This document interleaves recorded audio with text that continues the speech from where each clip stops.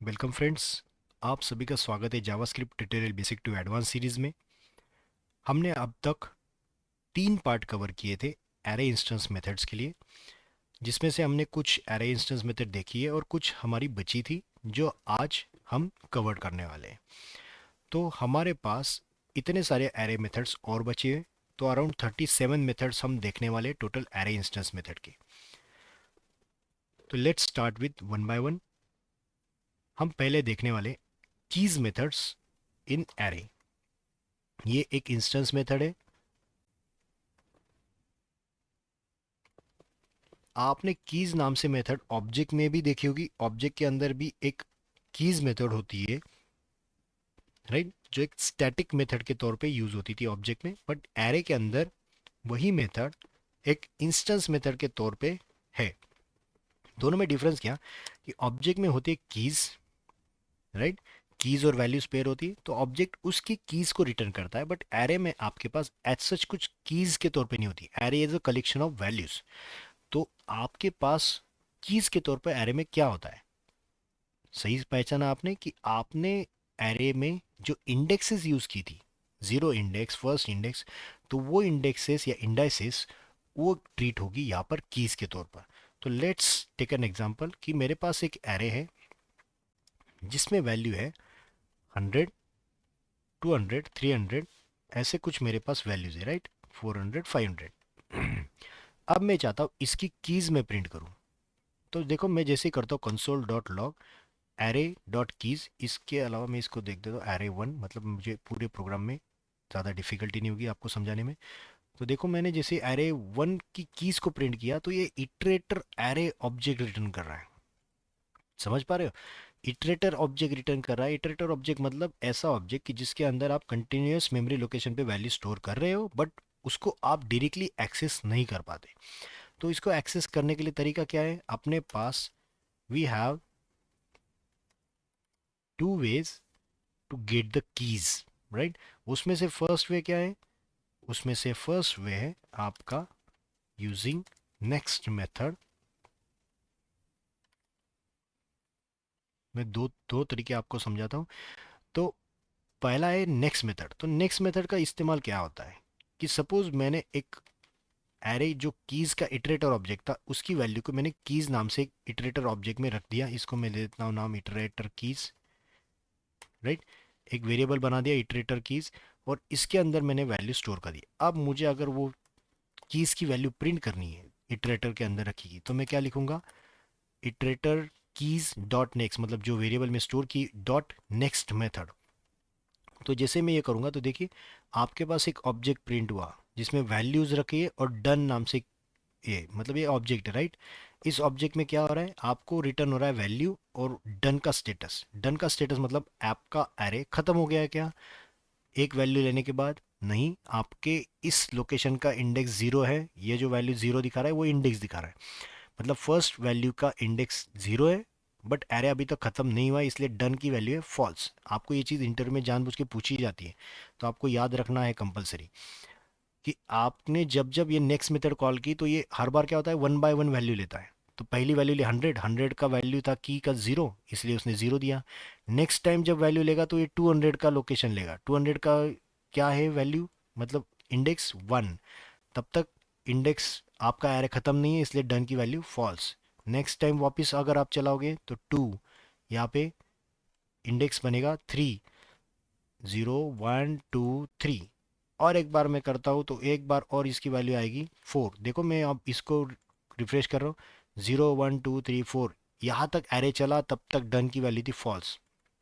जैसे मैंने इसको वापस कॉल किया, जैसे मैंने वापस इसको कॉल किया, अब तो मेरे पास कुछ नहीं है, एरे खत्म हो चुका है। तो यहाँ पे क्या रिटर्न हो रहा है? यहाँ पे अनडिफाइंड वैल्यू रिटर्न हो रही है। देखो एरे खत्म, इंडेक्सेस खत्म, तो इसकी वैल्यू बनेगी अनडिफाइंड। और जैसे अनडिफाइन आया तो डन का स्टेटस क्या बनेगा? ट्रू। ट्रू का इंडिकेशन मतलब क्या होता है? इट इंडिकेट्स कि आपका एरे खत्म हो गया है। It indicates there is no more keys present in the array. समझ रहे हो? तो ये चीज होता है आपका नेक्स्ट मेथड, जिसके जरिए आप इटरेटर ऑब्जेक्ट को या इटरेटर ऑब्जेक्ट के अंदर रखी गई वैल्यूज को आप देख सकते हो। आपको इंटरव्यू जानबूझ के पूछता है कि इटरेटर ऑब्जेक्ट अगर आपके पास है तो उसके अंदर रखी गई वैल्यूज को आप कैसे दोगे, तो आपके पास मेथड है नेक्स्ट, या फिर आप इसके बाद डॉट वैल्यू भी तुरंत लिख सकते हो। डॉट वैल्यू का मतलब है ऑब्जेक्ट की सीधे कीज का एक्सेस कर रहे हैं, राइट। जैसे देखो मैंने रिफ्रेश किया तो यहाँ पे जीरो दिया है, डन का स्टेटस आपको तब दिखाई नहीं देगा, राइट। बट मैं अगर चाहता हूँ तो डन का स्टेटस भी देखना है तो आप इस तरीके से सीधा कर सकते हो। ये हो गया कीज। इसी तरह हमारे पास एक और मेथड थी वैल्यूज, राइट। मैं इस मेथड को यहाँ से उठाकर यहाँ पर रख देता हूँ, मतलब आपको कंपैरिजन करने के लिए आसान हो जाएगा। मैं वापस एक बार कह रहा हूँ, आप रनिंग नोट्स या आपकी नोट्स निकालते रहो, मतलब आपको बाद में ये कन्फ्यूजन नहीं रहेगा। तो मैंने क्या किया, इसी को एज इट इज कॉपी कर रहा हूँ। ओके, मेरा एक और चीज़ रह गया इसमें, सेकेंड वे रह गया, right, using for loop, for op loop. तो ये बहुत ही इजी वे है, बहुत ही इजी, मतलब कैसे कि जैसे मेरे पास सपोज ये एरे था, अब मैंने इसके ऊपर अगर लगाना है तो मेरा इटरेट ऑब्जेक्ट को यूज़ करने का तरीका कैसे, फिर यहाँ पे लिखूंगा फॉर लेट की, और एरे वन डॉट कीज को मैं एज इट इज इसके अंदर सीधा पास करूँ। यहाँ पे हम एरे भेजते हैं, राइट, फॉर ऑफ लूप में यहाँ पे एरे भेजते हैं, बट इस जगह पे मैं क्या कर रहा हूँ, सीधा एरे वन डॉट कीज लिख दूंगा। तो ये क्या करेगा, वन बाय वन वैल्यू लेगा और सीधा वैल्यूज प्रिंट कर देगा। देखो, zero index one two three four, जैसे एरे खत्म ये लूप से बाहर आ जाएगा। तो आपको ये चीज़ बहुत ही ईजी लग रहा होगा, राइट। इतने चीज़ें करने से अच्छा है कि फॉर लूप लगा दो, एक ही फॉर ऑफ में सीधा चल जाएगा। बट हाँ, ये कब लगेगा, जब आपको सारे आपके वैल्यूज़ पर, मतलब इंडाइसेस पर कुछ ऑपरेशन परफॉर्म करने हैं तो आप फॉर लूप का इस्तेमाल करो। बट वन बाय वन अगर आप चाहते हो कि किसी पर्टिकुलर वैल्यू पे आपको करना है तो इस तरीके का आपको यूज़ करना बेटर ऑप्शन है। तो मैंने आपको दोनों तरीके समझा दिए। आपको अभी सेम तरीका आपको वैल्यूज़ के लिए यूज़ करना है। मैं यहाँ पे कमेंट कर देता हूँ, और वैल्यूज़ के लिए यही चीज़ मैं करता हूँ। बाकी कुछ भी चेंज नहीं है मेरा, यहाँ पर सिर्फ इतना ही चेंज करना है, राइट। अब यहाँ पे कीज की जगह पे क्या आ जाएगा, वैल्यूज़। ये भी एक क्या रिटर्न करेगा, एक सेकेंड, गेट द वैल्यूज़, ये मेथड नेक्स्ट वैसा ही रहेगा।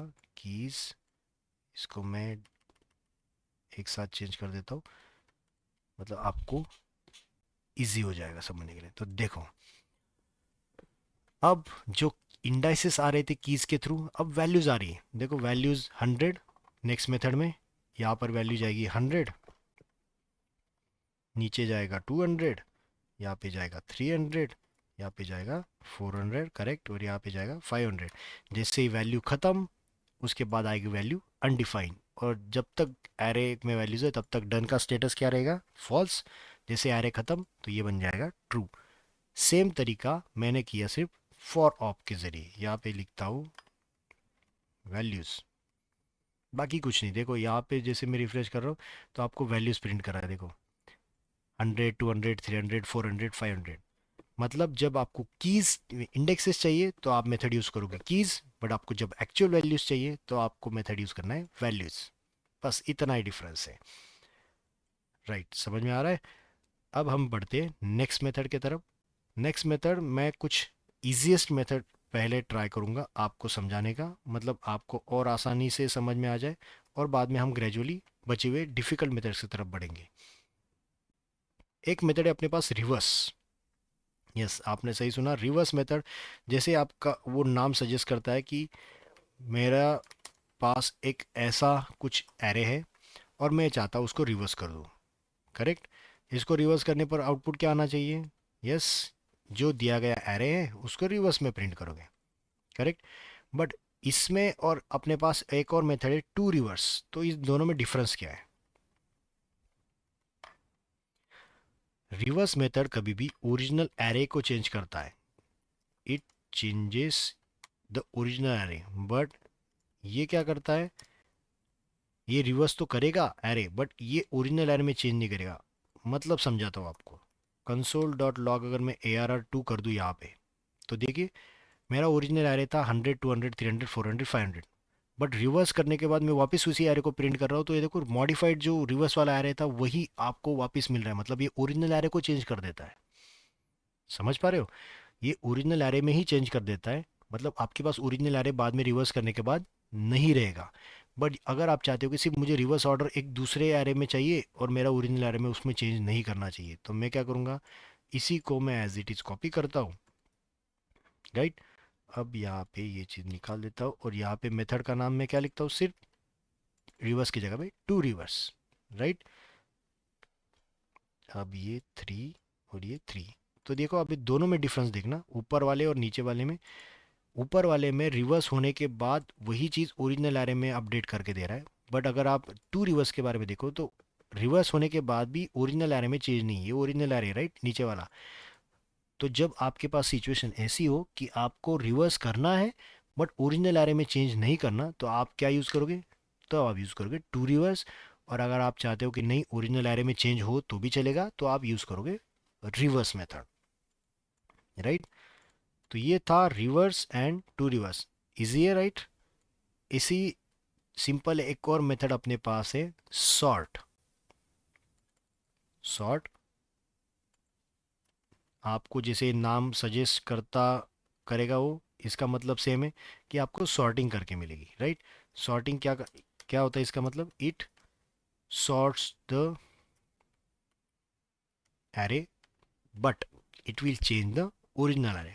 फॉर एग्जांपल लेट, मेरे पास एक एरे है, एरे 4, और इसके अंदर मैं लिख देता हूँ ए सी बी डी, यहाँ पे लिख देता हूँ सपोज एफ, और इसके बाद लिख देता हूँ D, A B C D लिख दिया। अब मैं इसको प्रिंट करना चाहूँगा, console dot log array dot sort. देखो एरे डॉट सॉर्ट करने पर क्या हो गया, A B C D E F, ये सॉर्ट करके मिला, राइट। बट क्वेश्चन क्या है कि अगर मैंने सॉर्ट कर दिया है तो इसने ओरिजिनल एरे चेंज कर दिया है क्या। देखिए ओरिजिनल एरे में क्या है, ओरिजिनल एरे पूरा चेंज कर दिया उसने। जो मेरा पहला एरे था अनसॉर्टेड वाला, इसको सॉर्टेड बना के रख दिया। तो मुझे एक चीज़ यहाँ पे दिखाई दे रही है कि सॉर्टेड में मुझे ओरिजिनल एरे में चेंज करके मिल रहा है, बट अगर मैं चाहता हूँ कि मुझे सॉर्टेड में ओरिजिनल एरे चेंज करके जो मिल रहा है वैसा कंडीशन नहीं चाहिए, मुझे ओरिजिनल एरे में चेंज करके नहीं चाहिए, तो उस टाइम पे अपने पास एक मेथड होती है टू सॉर्टेड। मैं इसको नीचे लिख देता हूँ। देखिए मैं इसी एग्जांपल को कॉपी करता हूँ और यहाँ पे इसके अंदर डाल देता हूँ।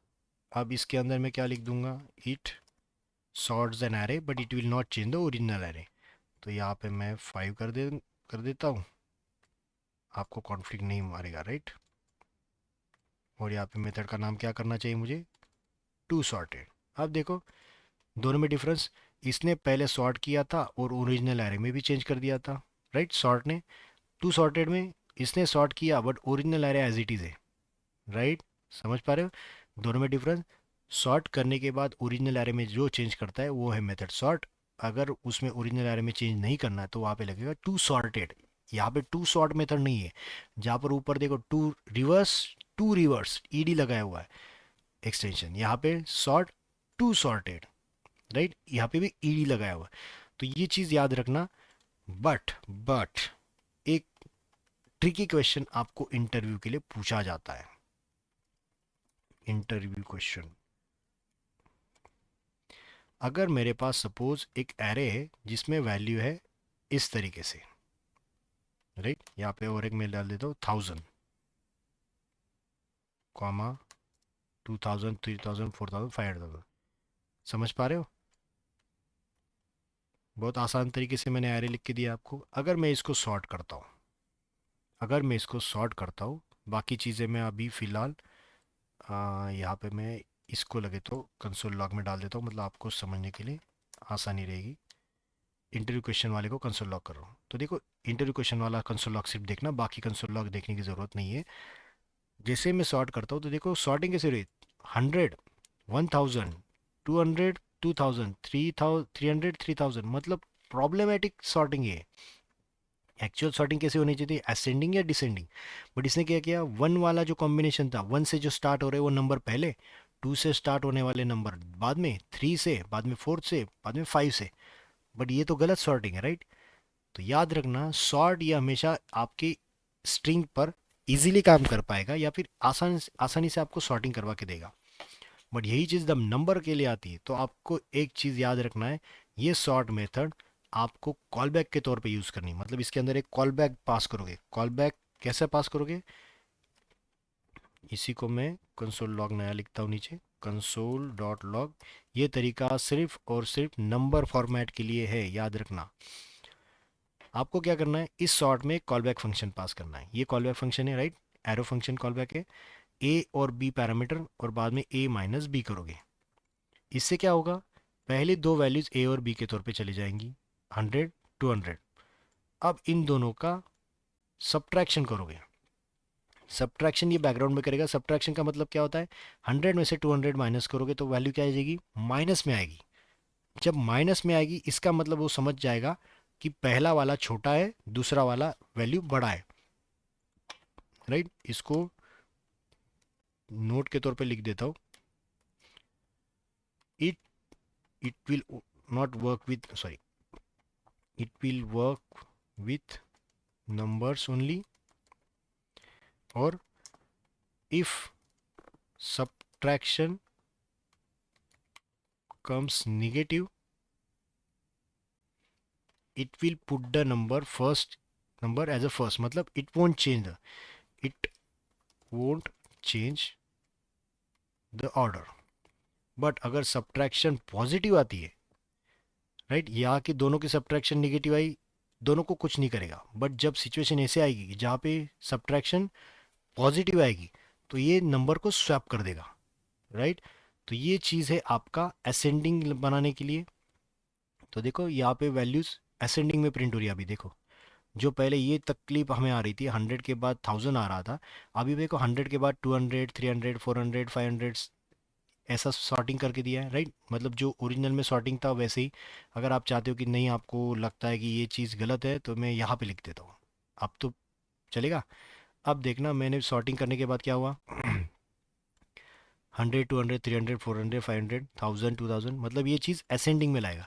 अगर आप चाहते हो कि डिसेंडिंग में लाए, तो डिसेंडिंग में लाने के लिए तरीका क्या है, कुछ नहीं करना है आपको, सिंपल आप a माइनस बी के जगह पे क्या करोगे, b माइनस ए कर दोगे।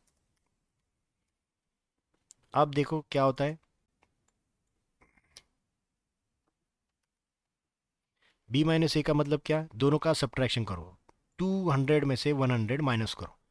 200 में से 100 माइनस करने के बाद वैल्यू क्या आएगी, पॉजिटिव आएगी। अगर मैं यहाँ पे सब्ट्रैक्शन पॉजिटिव आती है तो लिखा गया है, it will change the order, मतलब दोनों को स्वैप कर देगा। 200 पहले चला जाएगा, 100 बाद में।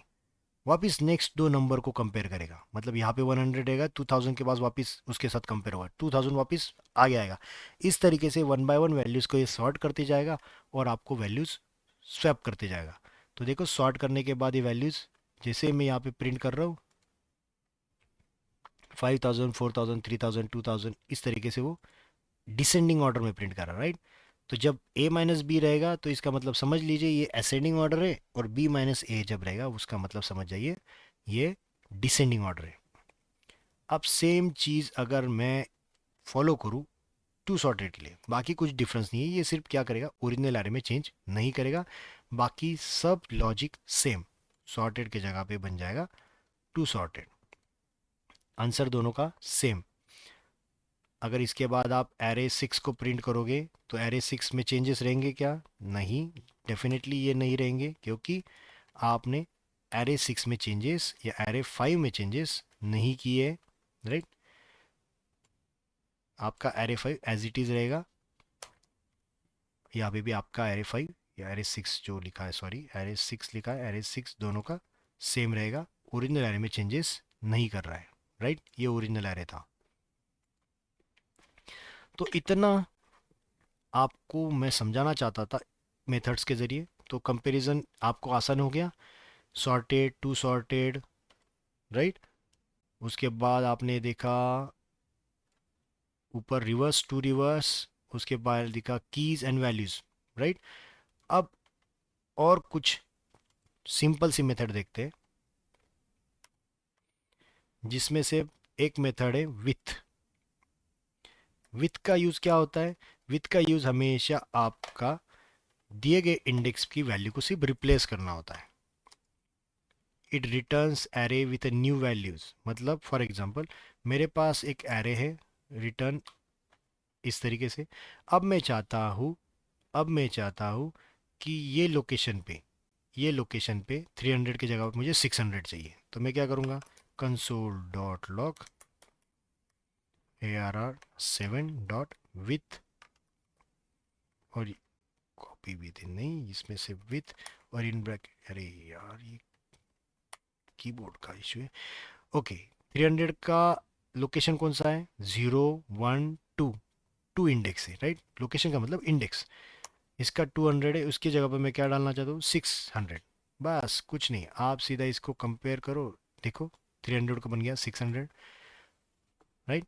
इजीएस्ट मेथड है कि आपको पर्टिकुलर कोई मेथड को या मेथड में कोई वैल्यूज को रिप्लेस करना है, बाकी एरे में कोई चेंज नहीं करना है, तो आप इजीली इस तरीके से आप उस एरे की वैल्यू को चेंज कर सकते हो। अगर सपोज मैंने ऐसे कर दिया, कंसोल लॉग ARR7, और इसके अंदर मैं विथ लिखकर यहाँ पे सीधा मैं लिख दूंगा 1000, क्या हो जाएगा, बताइए क्या होगा। इसने यहाँ पर चेक की कि 1000 नाम से कोई इंडेक्स है क्या, राइट। इंडेक्स कोई नहीं है, इसलिए आपको यहाँ पे रेंज एरर मिला, राइट, इनवैलिड इंडेक्स। याद रखना ये पहला कभी भी इंडेक्स होगा, इसीलिए मैंने आपको ये लिख के दिया कि आप कंफ्यूज नहीं होना चाहिए। सिंटैक्स विथ हमेशा पहला वैल्यू क्या लेगा, इंडेक्स लेगा, और दूसरा हमेशा वैल्यू लेगा, तो ये क्या देगा, हमेशा एरर देने वाला है, तो ये चीज़ याद रखोगे आप, ठीक है। इसको एरर, और एरर का रीज़न क्या है, रेंज इंडेक्स, ये मैं यहाँ पे डाल देता हूँ आपके लिए, ठीक है। तो ये थी विथ मेथड। अब एक मेथड हमने देखी थी एवरी। एवरी मेथड में क्या होता था कि एवरी मेथड में आप एक कॉल बैक फंक्शन पास करते थे, कि जिसमें अगर कंडीशन सेटिस्फाइड होती है तो वो ट्रू और फॉल्स रिटर्न करता था। याद कीजिए, अगर आपको याद नहीं है तो मैं इसी वीडियो के ऊपर आई बटन आपको दिखाई दे रहा है, वहाँ पर आपको उसका बटन दे दूंगा, वहाँ से आप चेक कर सकते हो, या फिर आप इसी वीडियो के डिस्क्रिप्शन में भी वो लिंक ले सकते हो। तो एवरी एक मेथड है अपने पास जिसके ज़रिए हम चेक करते हैं कि एरे के अंदर रखी गई सारी वैल्यूज़ उस कंडीशन को सेटिस्फाइड अगर कर रही है तो वो रिटर्न करेगा ट्रू। बट सम किस लिए यूज होती है, सम मेथड हमेशा यूज होती है कि उस एरे में से कोई भी एक वैल्यू अगर वो कंडीशन सेटिस्फाइड करता है तो भी वो रिटर्न ट्रू करेगा। फॉर एग्जांपल लेट ARR8 मेरे पास है, और मैं लिख रहा हूँ console dot log, right, ARR8 पे मैं सम मेथड अप्लाई कर रहा हूँ जो कि कॉल बैक फंक्शन लेगा, और कॉल बैक फंक्शन में मैंने एक लिख दिया है कि हर एलिमेंट को सम क्या करेगा, लूपिंग की तरह काम करेगा, हर एक एलिमेंट को चेक करेगा, हर एक एलिमेंट को चेक करेगा, और चेक करेगा कि एलिमेंट मतलब वैल्यू, ये इसका मतलब है वैल्यू, हर एक वैल्यू को चेक करेगा, और वैल्यू ग्रेटर देन 200 है क्या, कोई भी एक वैल्यू चलेगी, नो प्रॉब्लम, कोई भी एक वैल्यू भी उसको सेटिस्फाइड कर रही है तो भी वैल्यू का आंसर आएगा ट्रू। अगर उसमें से कोई भी वैल्यू अगर उस कंडीशन को सेटिस्फाइड नहीं कर रही है, मतलब सारे कंडीशंस वैल्यूज उस कंडीशन को सेटिस्फाइड नहीं कर पा रहे, तो ही आपको वैल्यू मिलेगी फॉल्स। तो देखो मैंने इसको रन किया तो आपको वैल्यू क्या मिल रही है, ट्रू। बट यही चीज़ मैं अगर ऐसे लिख दूँ कि सारी वैल्यूज़ 2000 के ऊपर होनी चाहिए, तो आपको क्या मिलना चाहिए, यस आपने सही सोचा, आपका आंसर आएगा फॉल्स। क्यों, क्योंकि ऐसी कोई वैल्यू नहीं है जो 2000 से बड़ी है इसमें, अगर एक भी होती तो भी वैल्यू आंसर आता ट्रू। बट यही चीज़ अगर मैं एवरी के लिए करूँ तो एवरी के लिए कंडीशन क्या बन जाती थी कि सारे वैल्यूज़ ने उस कंडीशन को सेटिस्फाइड करना है, मतलब इसके एग्जैक्ट अपोजिट, सब में कोई भी एक रहेगा तो भी चलेगा, तो भी ट्रू मिल जाएगा, अगर एक भी नहीं है तो ही फॉल्स मिलेगा। एवरी में क्या है, सारे के सारे वैल्यूज़ ने वो कंडीशन सेटिस्फाइड करी तो ही ट्रू मिलेगा, एक भी उसमें से कंडीशन वैल्यू ने सेटिस्फाइड नहीं की तो उसको फॉल्स मिलेगा। तो ये कंडीशन आपको चेक करने के लिए यूज आसानी से हो जाएगा कि आपको कोई पर्टिकुलर वैल्यू देना है या चेक करना है कि मुझे जो रिस्पांस मिला है, जो भी आयरे मिला है, वो कंडीशन सारे सेटिस्फाइड कर रहा है या नहीं कर रहा है, राइट। ऐसी कोई कंडीशन है कि सपोज मेरे पास एम्प्लॉय का डेटा आया है और मैं चेक करना चाहता हूँ, ऐसा कोई एम्प्लॉय तो नहीं है ना जिसकी सैलरी सपोज 10,000 से ऊपर हो, तब ऐसी सिचुएशन अगर आती है तो आप क्या करोगे, एवरी यूज़ कर लोगे। मैं चाहता हूँ सारे के सारे 10,000 के नीचे अगर है तो उनको मैं इंक्रीमेंट देना चाहता हूँ, जिसकी 10,000 के ऊपर है उसको मैं इंक्रीमेंट नहीं देना चाहता, तो पहले मैं कंडीशन क्या चेक करूंगा, सारे एम्प्लॉयज़ की वैल्यू या सैलरी 10,000 से नीचे है क्या, उसके लिए मैं एवरी लगा दूंगा। अगर एवरी ने ट्रू किया तो मतलब सारे एम्प्लॉयज़ को मुझे बोनस देना है। अगर उसमें से कोई भी नहीं है तो मैं फिर हर एक वैल्यू को चेक करने के लिए नए तरीके से जाऊंगा, राइट। तो ये था आपका एरे मेथड्स। बचे हुए एरे मेथड्स हम कवर करेंगे नेक्स्ट वीडियो में, जो कि बनेगा last video for the array instance methods के लिए। तो अगर आपको ये वीडियो समझ में आया है तो प्लीज़ लाइक सब्सक्राइब और शेयर ज़रूर कीजिए। आपके दोस्तों को भी ये वीडियो शेयर कीजिए जिससे उनको भी बेनिफिट हो जाए। और अगर आपको कुछ इस वीडियो के रिलेटेड में कुछ क्वेश्चंस हैं तो डेफिनेटली आप मुझे इसके चैट बॉक्स में या फिर कमेंट सेक्शन में आप वो क्वेश्चन पोस्ट कर सकते हो, जिससे मुझे आपको वहाँ पर ही आंसर देने के लिए ईजी हो जाएगा। तो तब तक के लिए थैंक यू। फिर मिलते हैं नेक्स्ट वीडियो में।